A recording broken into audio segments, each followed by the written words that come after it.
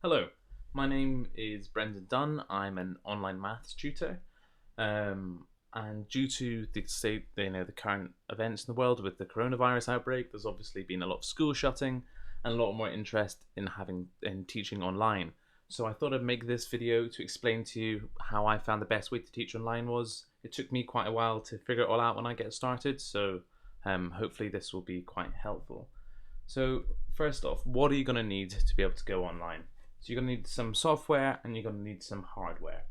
So the software we're going to need a Zoom or a video conferencing bit of software, and for the hardware we're going to need something to be able to write on and a few other bits and bobs. So they're all listed there.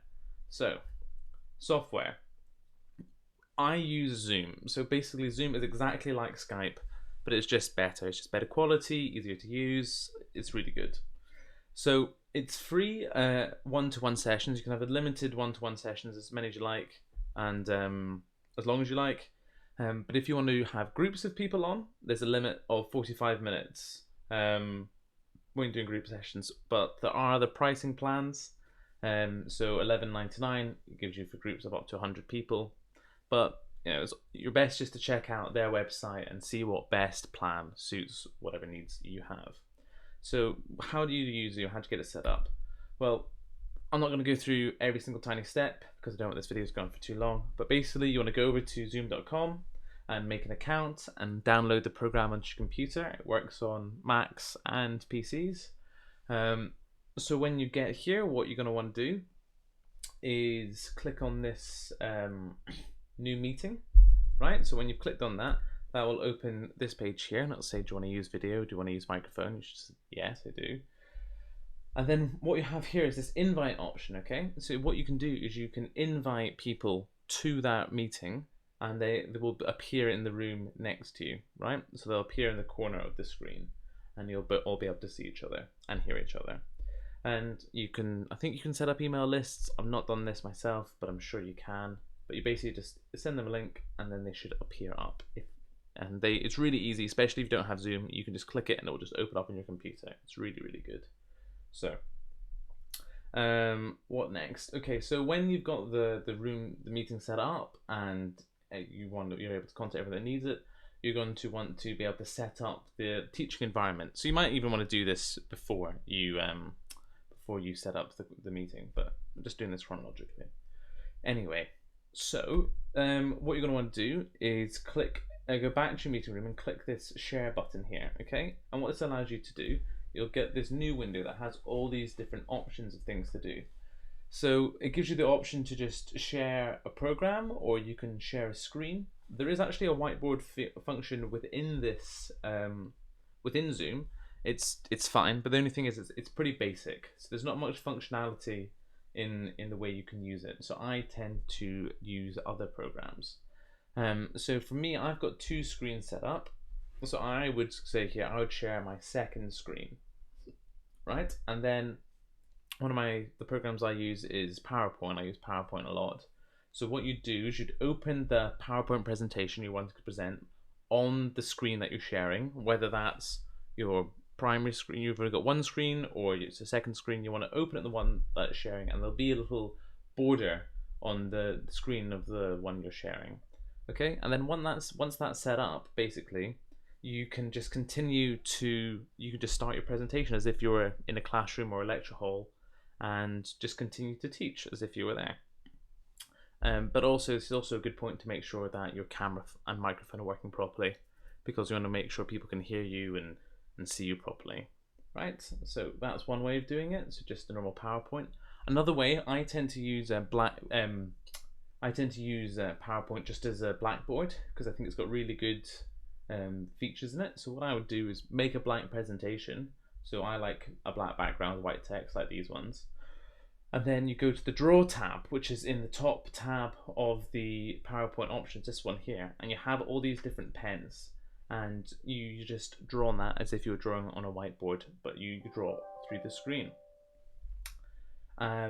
Yeah, so that's the other thing. Another cool thing to note is these ink to text and ink to math features. So you can write out equations and circle it, and it will convert it into maths for you, which is a lot easier to read. So that's PowerPoint, but there's some other programs that are really good. So there's BitPaper. So BitPaper is a collaborative online whiteboard. So what you want to do is go over to bitpaper.io and create a paper.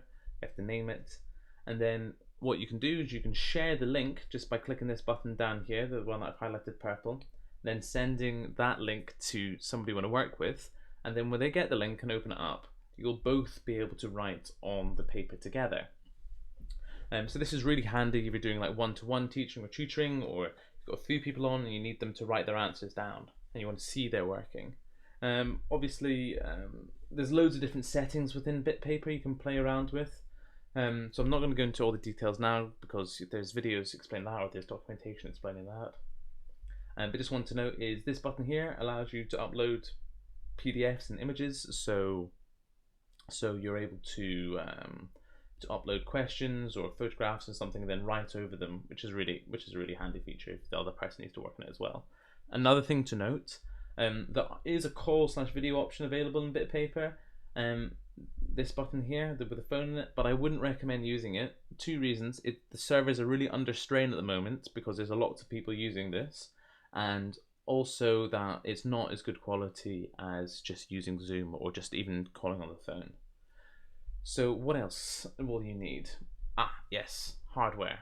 So you want something called a graphics tablet, and basically this is a bit of kit that allows you to connect to a computer and draw and write on it. So you maybe have a smartboard in the classroom, or you've seen something like this before, but it makes sense. It's just a pad and a pen where you can write on it. So I've been using the Wacom Intuos, and it's been really good. It's had good reviews, and it's a good brand. That's the only reason I bought it. I'm not an expert in what type of brands. I'm not a graphic designer or anything like that. But this was just a good value one. I think it was about £50, and it's been really good so far. But there are other ones available. Go to Amazon, look at graphics tablet. They'll have one there that will work. What else do we need? So microphones. Good sound online makes a big difference. So if you're listening to a class and you can't hear what's going on, it's much harder for people to stay engaged, and it's also just really unpleasant. And often the internal microphones within computers aren't very good. They're quite cheap. So basically any external microphone will usually be an improvement on the one in it. And this one here is called Blue Yeti. It's like the best voted one. It's not the one I have. I've just got a simple USB plug-in one, which has been fine. But like I said, most are an improvement, and I've heard that actually like gaming headsets are quite good if you're looking for a gaming, if you already have one maybe. Okay, so what else are you gonna need? So another thing I think is really useful is a second monitor. So this is my setup at home. So I've got my laptop on the left and I've got a second screen on the right. So again, it's optional, but it makes a big difference. So what I would do is I'd share that screen on the right there with the nice screensaver on it, and then I'm able to move things across onto that screen. So if I've got a question, I can move over to the solution. I can have stuff here to read for my own reference while presenting something else. It just gives you a lot more flexibility, and I'd recommend it. Again, you can get these from Amazon. You can get these on secondhand from Gumtree, but they're really useful. So I think, and last thing, it's just some best practices to have when teaching online, especially if you're in a group. I really recommend that everyone else mutes their microphones so the people not speaking, because if somebody's eating or there's some background noise, it's really off-putting for the other people who are listening in. Also, make good use of the live chats or the chats on the side, so that way people aren't speaking over each other. If you just want to ask somebody an individual question on Zoom, you can click an option just to individual a person, or you can message the group.